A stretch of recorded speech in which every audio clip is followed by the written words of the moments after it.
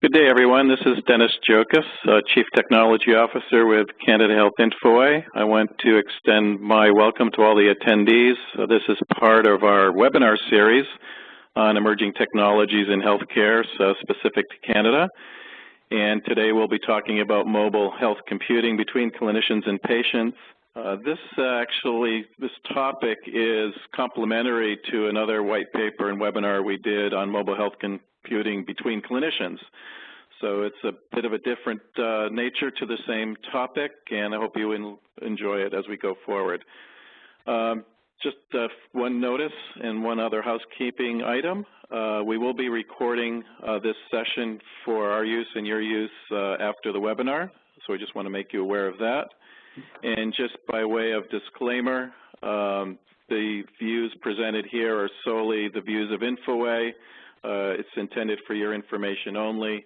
And in the context of our narrative, we might mention technologies and/or vendors, and we don't endorse any of those that we might mention in the course of our presentation.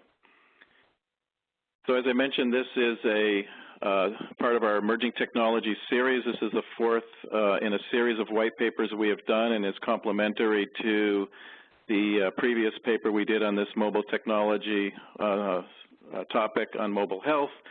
And our papers really focus on the applicability of that technology in the Canadian healthcare context, the various challenges, some of the approaches one can use, such as deployment, privacy, and security, and then last but not least, the overall call to action in implementing some of these technologies in your settings. So we have two presenters today, Mark Nenadovich and Stanley Radicek. I'd like to turn it over initially to Mark to kick us off. Great. Thank you so much, Dennis, and let me extend my warm welcome to all of our guests on today's webinar. We've attracted a great many people from across the country, and we're delighted to have you here today.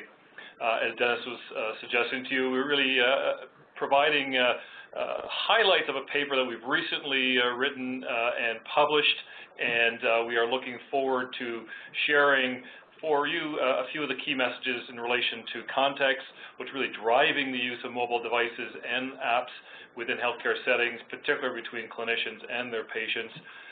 We'd like to then provide some key insights into the deployment and privacy and security considerations, and of course end with call to actions, and that really implies how would an organization, a health enterprise, move forward with some of their mobile health initiatives. So as you're well aware, Canada has been on its national digital health journey for just over 10 years, and it wasn't really that long ago when you would go into a healthcare enterprise, either a primary care setting or a hospital, whether you're working there, you're being served by that healthcare enterprise, and your records would be fundamentally found in this kind of form, a paper form.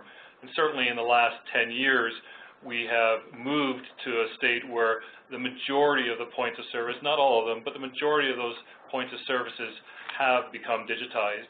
And what we're seeing here in this image and we're trying to convey is that while we've been able to provide a digitization and be successful in getting that information electronic, we're a bit tethered to that information, and that might be at nursing stations in hospitals, that might be at a certain location within a physician's primary care setting. And so we're somewhat benefited by having digital information, but at the same time we have a separation between where care is provided and where the information can be found. A few of us are very fortunate to be in this position, and we have some great examples in Canada, but they are by far the exception, where we do have information that's being used by clinicians at the point of service, either the bedside or in exam rooms, to share information with patients about their conditions, to use them as communication tools, to use them as education tools.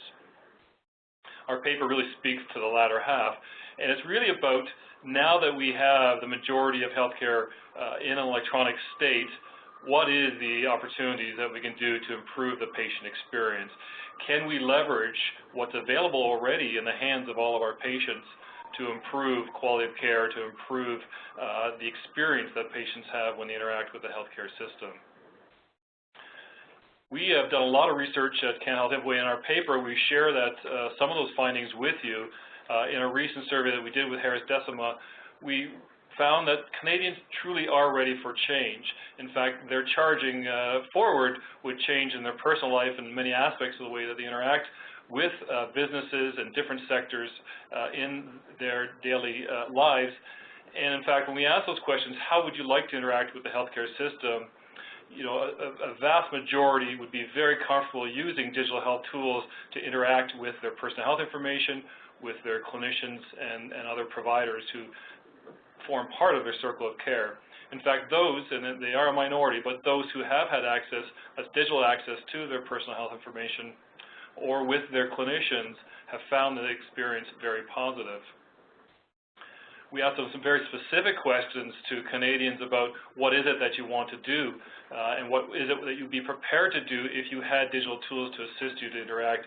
And in fact, if you looked at the first three indicators there, you'll note that 90% of Canadians would most likely or somewhat be likely to use digital health tools to access information in their EHR, to book appointments with their clinicians, to ask for prescription renewals. And about 80% of people would be likely to use the tools to securely communicate with their clinician, whether that be exchange of messages or whether that would be in the form of an e-visit. So very much an open and ready market out there. But in these same surveys, we ask, well, who's doing this? And in fact, as you can see from this slide, very few people indeed have access to their providers in an electronic form. 4% can get access to their personal health information or make an appointment with their providers. 6% can renew a prescription, and 8% of the respondents to our surveys have reported that they could do some form of e-consultation, whether that be exchange of messages or doing e-visits, for example, or telehealth type of consultations. But that leaves greater than 90% of patients who cannot and have not been able to take advantage of these types of tools. So a bit of a rhetorical question, but are we truly meeting patients' expectations? We've got a landscape that's changing very quickly. The question really is, are we taking advantage of consumer trends in emerging technologies to improve the patient experience? And what does it really mean to improve that patient experience? In our estimation, and from our work with Canadians and surveying them, it's really about improving access and improving their convenience. It's about immediacy. They have this in their other forms or other walks of life. They're making a reservation at a restaurant or a hotel or an airline. They want to see the same kind of immediacy in some other interactions that they would have with the healthcare system. They want reduced latency. And of course, they want to participate.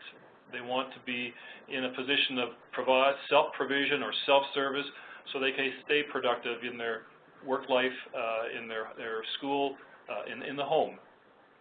And so our research has truly shown that caregivers, patients, and consumers in a general way are ready and tuned into this digital healthcare opportunity. And it goes without saying, time is money, and in fact, some of the studies that we've done have also looked at what the potential drag, if you will, on the economy, on the individual patient is by not enabling a digital health access to their providers or to other aspects that they would encounter within the healthcare system. In fact, some of these estimates here are quite significant. You can see that 47 million visits would have been avoided, and these are visits that typically find a patient getting results from their primary care physician. 18.8 million fewer hours would have to be taken from the workplace in order to attend those types of appointments. And that translates into about $400 million each year in gross domestic product for Canada.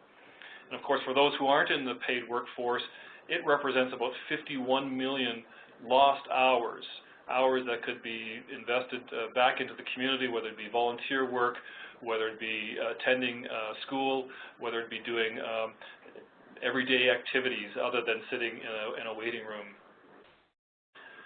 So we firmly believe at Canada Health Infoway that mobile will become a preferred channel for patients to interact with their clinicians. I don't know if you, and their health information for that matter, I don't know if you're familiar with this picture, but it's an interesting contrast, and it's a contrast that's only separated by a few short years. This picture represents the farewell ceremony to two popes, Pope John Paul in 2005 and Pope Benedict in 2013. And there's a significant contrast here, of course. And you have to ask yourself, what's changed in such a short period of time? Why is it that everybody is now feeling free to pull out their device and record an event? Is it because we have more of these devices? Are they ubiquitous? Have social norms changed? It has become much more acceptable to use these devices even in such a ceremony? We think it's the latter. We think it's the fact that people have become so accustomed to using this tool for all aspects of their life that they're really, quite frankly, in a position to adopt it for the use of integrating with their healthcare system. So what might a mobile technology-enabled service look like? And when we think about that, we have found many examples across Canada, and you've heard of many, including the Ottawa Hospital and the good work that they've done with their iPads. But we wanted to find other, probably lesser-known examples, and examples that really address issues of sustainability, driving out costs, issues that advance new models of care, truly thinking about a way to deliver care that was different than the time when there wasn't mobile devices and apps to use, and how these enabling technologies could improve the patient engagement. And we were fortunate enough to find at Women's College Hospital a great story. Some of you may be familiar with this pilot that was led by Dr. John Semple, who was the chief of surgery at Women's College Hospital. And they had a predicament. It was for those who aren't familiar, Women's College Hospital is totally ambulatory. They moved from a standard or a conventional type of hospital to an ambulatory model. And what that really meant was that they couldn't have patients in beds longer than 24 hours. They had to discharge those patients within 24 hours. And Dr. Semple and his surgeons provided a very important procedure for women, particularly women post-mastectomy procedures, in that they did breast reconstruction surgeries. And those surgeries typically resulted in women staying in hospitals for several days. So their challenge was to figure out a way to reinvent the way in which they delivered that care, yet discharge patients safely home. And of course, be able to follow up on the quality of their recovery. And what Dr. Semple and his team did was they took advantage of existing technologies. They put in the hands of their patients' smartphones, in the hands of their surgeons' tablets. They accessed a mobile app and they used cloud-based software, and essentially on a daily basis, their patients who were recovering, this is for the first 30 days post their discharge, would fill out a set of quality recovery questions. You can see from this image they had pain and drain indicators. They could use their finger to slide along those two Likert scales to indicate how much fluid was draining from their incision. They could indicate on a scale how they were feeling from a pain perspective, and there was a host of other questions from a standardized quality recovery survey that they completed on a daily basis. The surgeons, on the other hand, of course, were able to access all of that information. And most interestingly enough, was that the patients were using the camera from the phone to take images of their surgical incision. And these images, of course, could be reviewed by the surgeons who could stay on top of that recovery and know if, for instance, an infection was setting in early and address the infection so that it didn't become much worse. At the end of their pilot, they had significant success. As you can see from the ribbon to the left, they were able to discharge these women home and follow them, but they were discharged home within 18 hours versus CAHI's average length of stay of 4 days. They reduced the cost of that procedure, including surgeon billings. They reduced readmissions to the hospital, primarily for infections or poor recovery. And of course, ER visits were often the first stop for those patients who would present themselves with complication. They reduced travel and indeed travel grant use for many patients who live far away from Women's College Hospital. And of course, they increased the patient satisfaction. So overall, it was a hugely successful project. It demonstrated the effective use of mobile technologies and mobile apps to provide care in the home and to ensure it was safely delivered. So we have a lot of work to do. If we believe the potential of digitally connected mobile devices will enable the type of quality benefits that were experienced at Women's College Hospital, we must also acknowledge that there is a long road of transformation that lies ahead of us. Our goal is to integrate mobile health technologies into the vibrant digital health ecosystem. Yet the reality is that most hospitals are not at a state of readiness to introduce these types of solutions to their patients, or conversely, to take their patient information that the patients may be collecting through their self-monitoring, and integrate it into their care management systems. So we have work to do. We need to think about priorities, where to start. We need to expand on the communication and collaboration functionalities that mobile devices introduce into the health enterprise, and we need to provide clinicians and patients mobile access to this content with minimal disruption, particularly for clinicians, to their workflow. In some instances, we're introducing devices and apps that are going to introduce new challenges for our clinicians and for our patients. And those may include patient safety issues and challenges. And so we may need to rely on certification to ensure patient safety and indeed the usability of the device or app. So what are some of those key deployment considerations and some of those key privacy and security considerations? At this point in the webinar, I'm going to invite Stan Radicek to address a few key considerations for us. Stan. Thank you, Mark. So in the paper, we look at the deployment considerations from the perspective of how do we move from a pilot to a large-scale deployment. And the first consideration is obviously the number of consumers, devices, and application platforms that you may wish to support as you roll out to a large-scale deployment. The number of healthcare delivery organizations that these mHealth solutions will be connected to will also play a big role. One of the things that will be influenced will be your architectural design decisions with regards to mobile applications.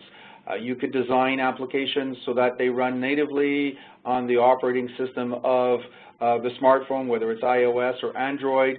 You could use a browser-based interface to allow consumers to access personal health information, or mobile middleware. Again, the number of devices and healthcare delivery organizations will dictate the approach you take with regards to architectural design decisions. Another one that is important is the user interface. Recent experience has shown in some healthcare facilities that when physicians are provided with a web interface on a mobile device to access medical information, that it may be a barrier to adoption because they're used to using the native OS interface capabilities of their devices that a web browser technology would not allow. So then again, that's something to take into consideration.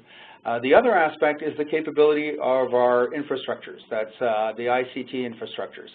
Typically in healthcare organizations, they're designed for a limited number of local users. So we're designing for peak load capabilities. That's the maximum number of users at the busiest point in time in a day. And these infrastructures are not designed to support a large-scale, rapid deployment to thousands of users. So one of the options that we've discussed in the paper is the ability to leverage cloud-based infrastructures and solutions that would provide you with the agility and elasticity to roll out a mobile solution to thousands of users.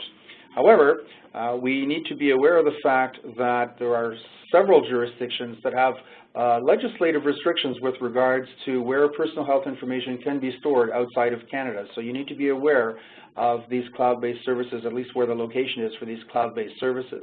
An approach to dealing with that as an issue would be to use something called persistent anonymous identifiers. So rather than having John Smith's information stored on a cloud outside of Canada, you could have health information that's referred to by an identifier such as Q3514B rather than John Smith. Again, that's another technique that can be used. In the next slide, we provide an example of a deployment consideration, namely consumer enrollment. So for a pilot, it's totally acceptable to enroll consumers manually into the mHealth solution. Totally viable approach. However, when we're rolling out to potentially thousands of consumers, that may become a barrier and at least end up costing more for the day-to-day operations of the overall solution. So designing for self-enrollment, an automated process where consumers can enroll into an mHealth solution, is probably a best practice. The challenge with self-enrollment is how do you validate the identity of consumers. And one way of doing that is we're integrating the self-enrollment capabilities into the existing information systems within healthcare facilities. So the Government of Canada does a great job of doing that. When you enroll for online government services, they've integrated that capability with their existing information systems to ask you a series of questions to validate your identity. So from a healthcare perspective, an example would be, when was your last visit at this healthcare facility? Who was the clinician that you met with? These are the types of questions you can use to help validate the identity of a consumer. In the next slide, we talk about a series of privacy and security considerations. So how do we ensure that mHealth solutions are privacy protective and secure? Obviously, one of the more important ones is the confidentiality of personal health information. And so in the paper, we talk about the, where possible, avoid the storage of personal health information on devices. You should be aware that the Ontario Privacy Commissioner has published an order several years ago that specifies that any personal health information on a mobile device must be encrypted. So if you are going to use encryption, you should be using industry standard algorithms. Pay particular attention to where the encryption keys are stored and how they're accessed, which requires you to have robust authentication techniques. So the 4-digit passcode that's used to authenticate an individual to their smartphone may not be sufficient for accessing their encryption keys or personal health information stored on the device. Another important aspect is to ensure that consumers understand what the roles and obligations are with protecting their personal health information. If information is stored on their device, they obviously have a role to play in ensuring the privacy and security of personal health information, and that needs to be clearly spelled out. Another important feature is consumer-friendly privacy and security features. Ease of use must be a design criteria. In a recent mHealth panel, there was a discussion with regards to the use of secure communications and the fact that it was such a complex process that clinicians would defer to using Gmail and unsecured text messages to share personal health information because the secure email solution was far too complex.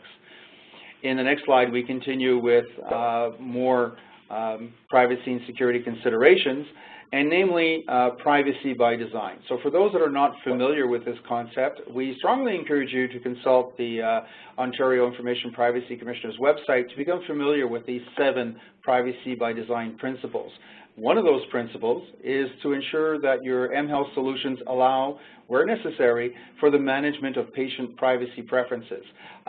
In other words, the ability to collect a consumer's consent for collection, use, and disclosure of personal health information.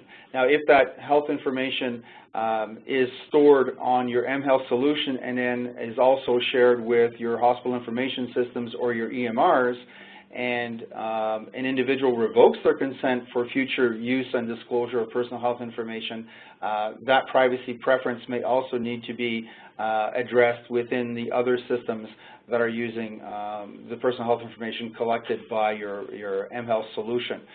Now, another important aspect is the ability to have privacy-enhanced remote monitoring devices and solutions. Again, there's an excellent paper that we would suggest you review from the Ontario Privacy Commissioner's website, and they talk about how you would achieve this privacy-enhanced remote monitoring devices and solutions. Again, they're referring to the use of these persistent anonymous identifiers as a technique. As Mark mentioned earlier, consumers will most likely want to have communications between patients themselves and clinicians. So secure communications will be an important feature of any mHealth solution. One of the challenges with secure communications is identity proofing of all or identity validation of all participants in a communication, and you also need robust authentication. So questions you would ask yourselves would be, would a self-asserted identity from social media be sufficient to set up an e-booking or an e-referral? Maybe not. And obviously, the confidentiality of personal health information in the context of secure communications is very important. In the next slide, we talk about another important aspect, and that is trusted mHealth solutions. Now, when we talk about trusted mHealth solutions in this context, it's about ensuring that we can trust the privacy and security features of an mHealth solution. And there are various techniques or various approaches that can be used as part of a due diligence process. One is to rely on vendor claims, or to have applications be peer-reviewed. There could be an app formulary, which is essentially guidance for clinicians when they want to prescribe an mHealth app, and these apps can be curated. Another approach is for healthcare delivery organizations to perform their own due diligence. So notwithstanding which approach is taken, what we feel is that Canada needs a common set of industry-accepted assessment tools or guidelines, and that's absolutely critical. The assessment scope should include the entire mHealth solution, not just the devices, not just the operating system in the devices, or a remote patient monitoring device, but wherever that data is aggregated in a server, whether it's in a cloud or within your healthcare organizations. Another level of assurance that we should consider is a certification from a privacy security perspective of mHealth solutions. But for this to work, the responsibility, we feel, should rest with the solution vendor, and the process must be supported by industry associations for this to work. And we feel that, for certification to be accepted, it must be required by healthcare delivery organizations and clinicians, and most likely will be expected by consumers. So how do we achieve the goal of trusted solutions, mHealth solutions? We don't quite have the answer just yet, but what we do feel is that an industry-wide discussion is absolutely necessary to address this issue. So Mark, I will pass it over to you for... Thank you very much, Dan. I appreciate that. We typically end, as I said earlier, our papers on how to move from the current state to the preferred future state, and oftentimes we try to summarize a lot of discussion we've had in the paper into a set of action items. We typically think about those actions over a time horizon, what you can do in the short term to get the momentum started, and of course, what are some of the less important items to do with respect to a time horizon. But we try to bring some kind of logic to moving the industry forward. And certainly that's informed not just by our research of use cases that are out there, but indeed by some of the experiences of Canadian organizations who have done pilots or have taken their pilots and actually had success in scaling them up to something beyond the initial start. So, like most other things, not just in the IT space, it's important to have sponsorship. And some of the most successful organizations that have been able to scale up have had that kind of sponsorship right from the board level through the executive level to the point of service, where the IT representatives are collaborating effectively with the business units or the point of service to figure out how to move the agenda forward. We think the component of governance is obviously very important, particularly not just within that single enterprise, but where a care model such as Dr. Semple's model was really about a transition of care, where the hospital was still engaged in following that patient in the community, but there were other providers who were going into the home, and so they were sharing information about the patient, and they were effectively communicating using some of these devices and effectively trialing a new model of care, and we're quite successful at that. But in order to achieve that kind of success at the point of care, they needed to have the governance oversight from both organizations. They need to think through some of the key decisions and some of the management and use of the devices that they were going to put into place. Many management consultant firms right now are offering their services to help organizations think about their mobile strategies. We think that's terrific. The only advice that we have is that it shouldn't be a standalone strategy. It may start out that way, but of course it is just another channel. mHealth, in our view, is going to go away. It won't be as hyped as it is today, and it won't have the same kind of attention being put on it as it is today. It's just going to be another tool in our chest of tools. And so we need to integrate that strategy into the broader digital health strategy. We need to integrate mobile health throughout the enterprise. Look, we're always out there upgrading our software or buying new solutions where perhaps a business unit wasn't digitized before. An obvious, perhaps almost a trite point here is that we suggest that you always make sure that you have a mobile user interface option, even if you're not going to use it today because it doesn't quite line up with your roadmap. You'll want to make sure that you have the option to turn that on in the future where it makes sense to do that. And so when you think about your interactions between your clinicians and your patients and the devices and the apps and the solutions they may use, you need to think about a mobile interface if one doesn't exist now, and you need to put that on your requirements list. This point I've hinted at already, of course. This is really about doing the best that you can do in a fiscally restrained and constrained environment. Our advice, of course, is that the edges of the enterprise and their pilots, while providing value and getting some art of the possible demonstrated to management, one really needs to drive these initiatives forward in a stepwise fashion, aligning the business units' priorities, and regrettably somebody needs to go first and somebody's going to have to wait until the device arrives in their units and for use by their patients. But it needs to be thought through is what we're suggesting with this point. What comes first and what follows. Stan's already indicated here about policies and standards. We really think these flow out of the governance of the initiatives. They really need to address the management and use of both the device and the apps. And in our paper, we spend a lot of time discussing the implication of those, the implication of a bring your own device, bring your own app, perhaps even, and in a remote patient monitoring environment, we forecast that patients will be bringing their own devices. These won't be devices necessarily provided by the providers as they are in most cases today. And so we need to be ready for that, but at the same time, we need to have thought through the management and use of those devices and have those articulated and expressed in our policies and standards. In fact, it goes beyond the enterprise when you think of it. We need incentives for use, and for primary care physicians, many may not be interested in engaging with their patients remotely if they're not compensated for that, and we feel that's a very fair position to take. I don't think any one of us would want to go to work and perform our functions and then not be paid for them. So from a policy level, I know that many ministries are thinking about it. Some have actually taken some progress in this regard, and others are discussing it with their respective MAs, but it is a step in the right direction and a much needed one. This is really an extension of the last point, but this is where we get into discussion in our paper about those devices that may actually be medical regulated devices, those devices that are informing physicians about potential diagnoses and where they're taking action from that information, where it's informing their decision making, and where those devices, of course, are regulated, then there is an obligation by the enterprise to make sure that they are appropriately licensed and they're being used appropriately.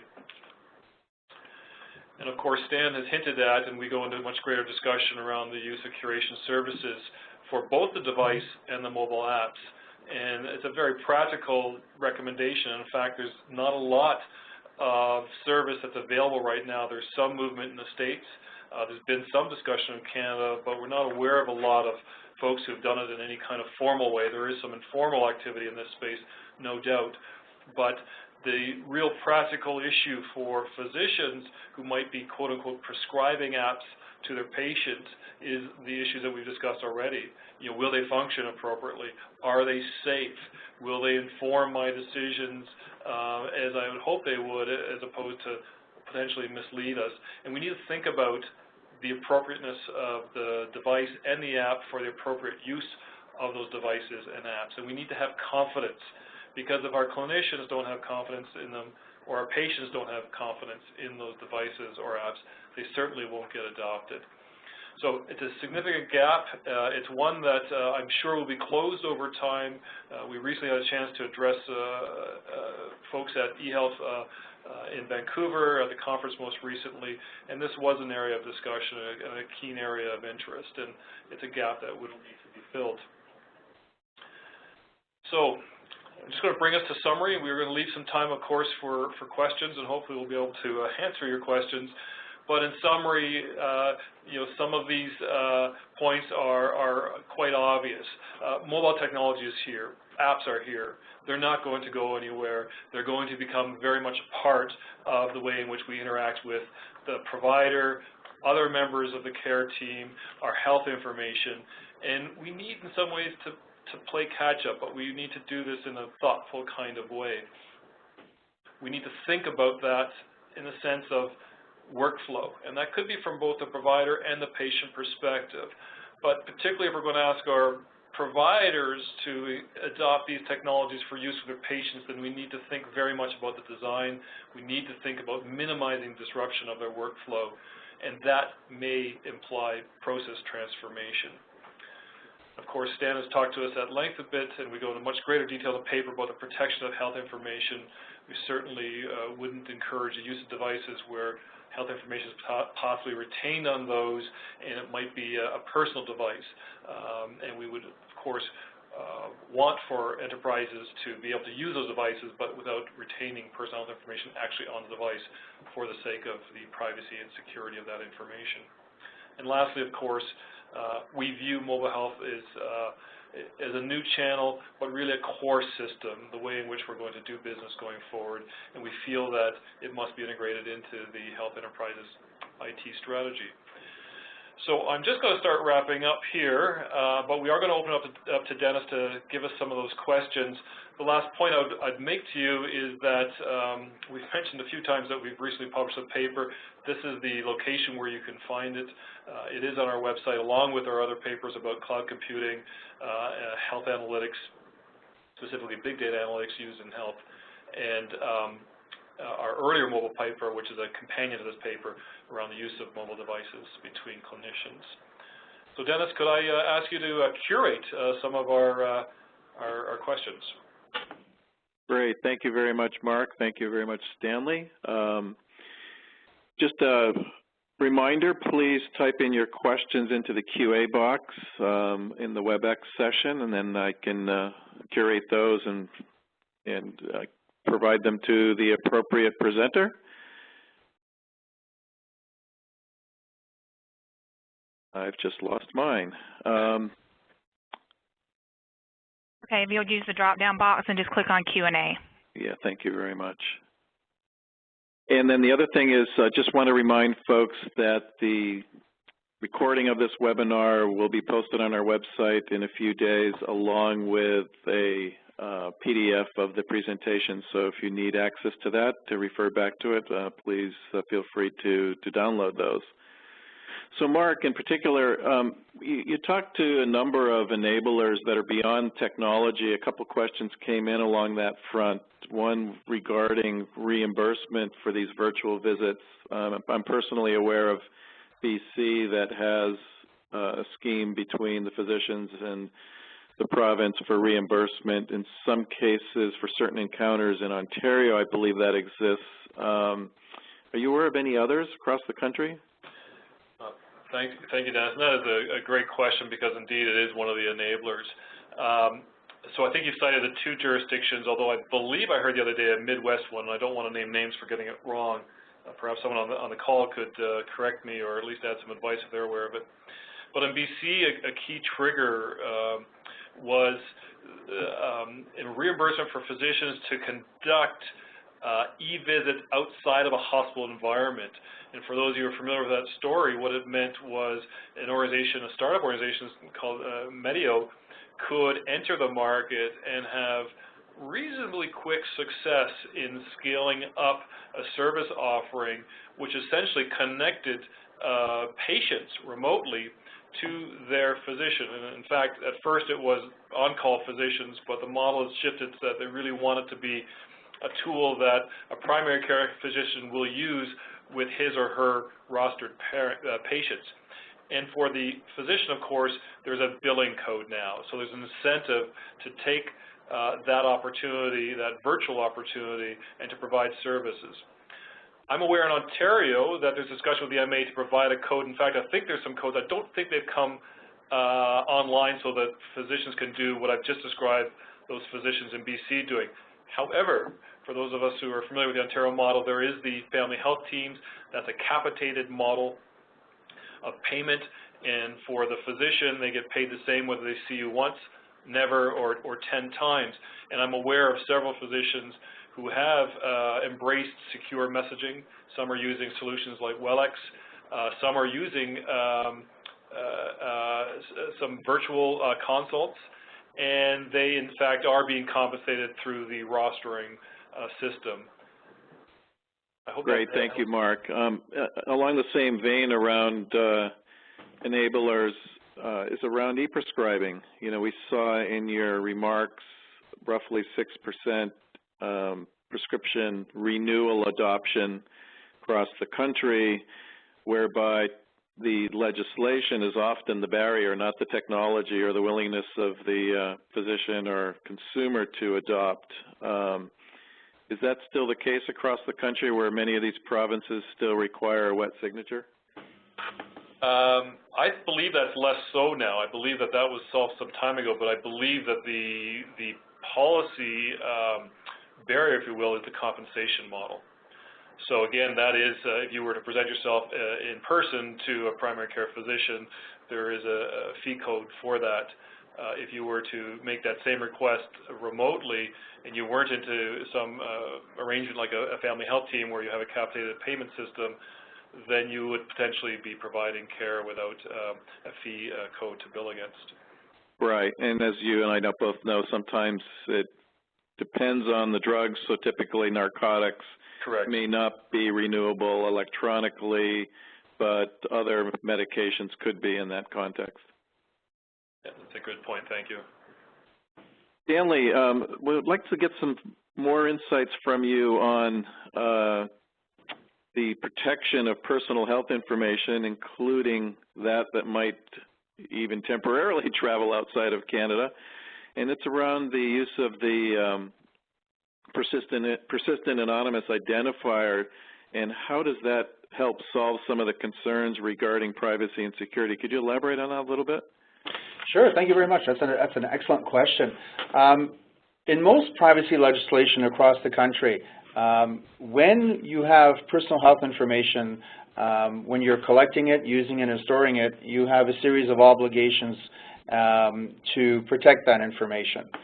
When information is not classified as personal health information, i.e. it cannot be reattributed to an individual, those obligations to protect that information are reduced.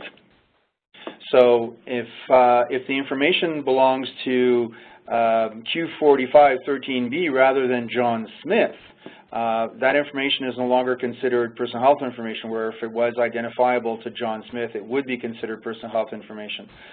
So from a legislative perspective and from a functionality perspective, if I'm not storing, collecting, and manipulating personal health information, my requirements from a security and privacy perspective are reduced. Therefore, my solution development costs, my solution operational costs should be reduced because I don't have all these safeguards I need to put in place. Now, the big challenge with anonymous identifiers or persistent anonymous identifiers is when do I re-identify that information and where? If it's re-identified in that cloud service, even though I have reduced some of my risks, I haven't reduced all of them. So it becomes a very important design criteria and a risk management issue as to where that information is re-identified. Hopefully the solutions would allow the healthcare delivery organization, when a clinician views that information, to be re-identified at that point in time. Great. Thank you, Stanley. Back to you, Mark. This is really around where should one start?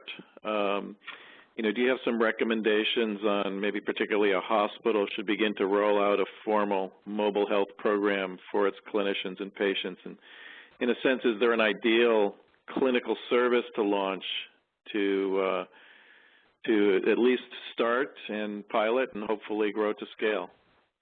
Yeah, that's a great question. It's one that is often discussed. Look, I don't think there's a pattern, standard answer to that, because there are a range of variables that one needs to consider, and that could be, it's something as simple as their clinical champion in place who's going to help drive this change forward, because it really is going to represent change that we've discussed already.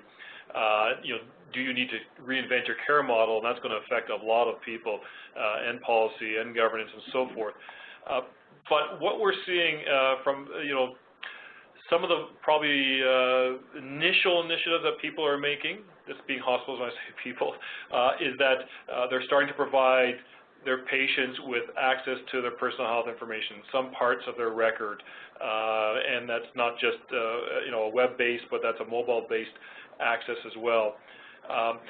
But from a program perspective, and we discussed that at length in the paper, we really feel we need to go after those folks who utilize the system most frequently, and those tend to be people with chronic conditions.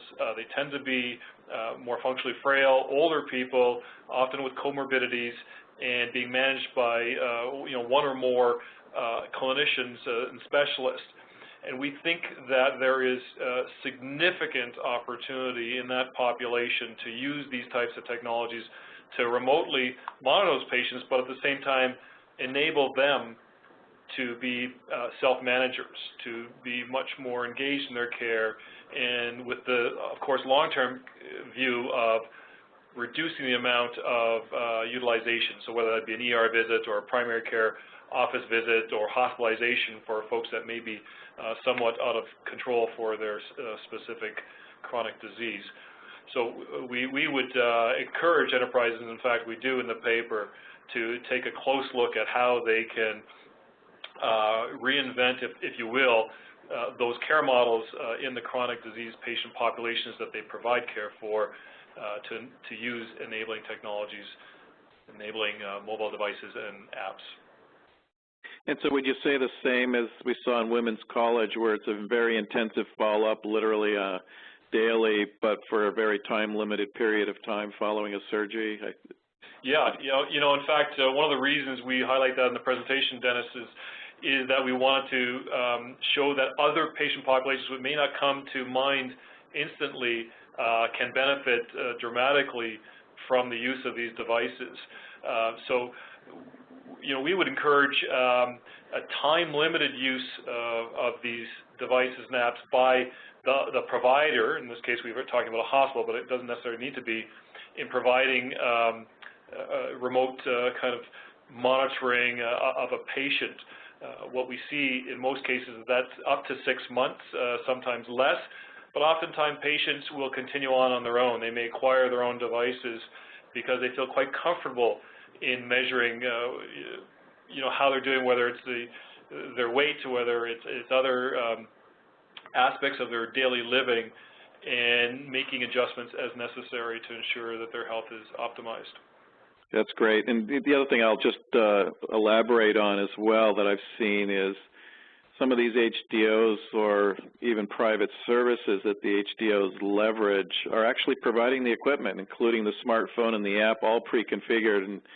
And very often that's a cheaper route in deploying these solutions to the patient, especially when it's on a time-limited basis. So the one in women's college is a good example. I'm familiar with one around cardiac monitoring, where the Holter monitor pre-configured and attached to a smartphone is, in a sense, part of the service and lent to the patient and sent directly to their home and then returned back to the service. So it's not even kind of bring your own device, bring your own app. It may be lend the device and the app, in other words, the complete solution to the patient in that context.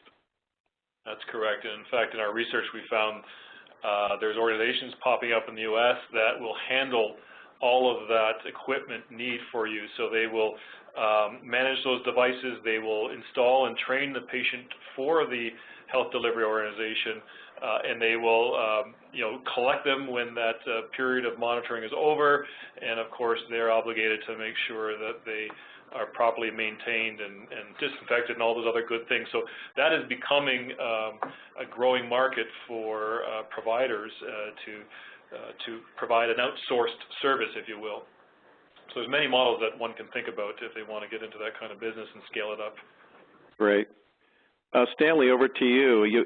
A couple of dimensions here maybe you could elaborate on for our audience around toolkits others could leverage for privacy and security, and then you'd also mentioned interoperability standards for mobile.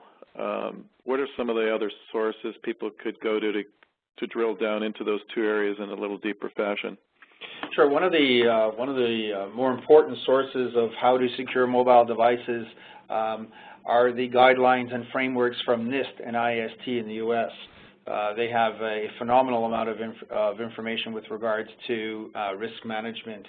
And Infoway also will be shortly publishing an updated version of our privacy and security requirements, in which a whole series of considerations having to do with mobile devices will be discussed in that document, and obviously there'll be reference sources as well. But NIST has proven to be one of the more proactive and up-to-date sites for information on toolkits for mobile devices. Great, thank you, Stanley. What about the BYOD model in avoiding capital costs, but are there some hidden costs? I'll take a first stab at that, Mark. Absolutely, there are some hidden costs. While you may be saving capital costs with regards to the purchasing of devices, you also have to take into account the additional costs of developing policies and managing devices. So a perfect example would be, what would be your policy with regards to the protection of personal information that you may have stored on backups of devices for consumers or clinicians? You have to protect that information if you're backing it up. What about policies with regards to remote wiping of devices and having individuals approve those policies and recognize the fact that if they do lose their device, the organization would wipe it clean? There's also the management of privacy and security profiles or features of devices. Even though the device may be owned by an individual, whether it's a consumer or the clinician, you still need to manage the privacy and security features. That typically is done through mobile device management infrastructures, MDM, and that would be a necessary feature. In BYOD environment, individuals would probably bring their personal apps on their personal devices to the workplace. Would you then have to have policies and the mechanisms in place that would ensure that certain apps cannot operate within the confines of your healthcare facility?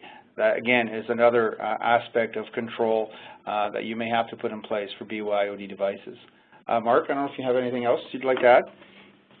No, I think you answered it well. I mean, some of the other, there could potentially be savings, right? I mean, there could be the fact that you have this entire enterprise full of people who have these, you think of that image of Pope Benedict's farewell. So everyone has these devices, it's their own, it's in their hands, they know how to use them. So you could eliminate costs associated with training of devices. I'm thinking here from the enterprise's perspective about their employees and clinicians that are in them. You know, we at one point thought that the mobile device management software would be particularly needed in a BYOD environment, and therefore that represents a cost to the organization. But in fact, I think we've shifted our thinking that even if you provided your own devices, you're going to want to manage them using those types of solutions just because of the functionality and features that they offer. So sure, there are some hidden costs, but there also are some savings beyond the avoidance of capital with a BYOD market approach to that particular market. I think our position in the paper is that it's likely to be the model or the approach that that will become the predominant one. We just don't think health enterprises are able to keep up with the latest. We don't think they have the capital cost capacity, and we think that the consumer trend of wanting the latest and greatest is on a much faster refresh cycle than what a health enterprise could maintain. Agreed. We've got a couple minutes left.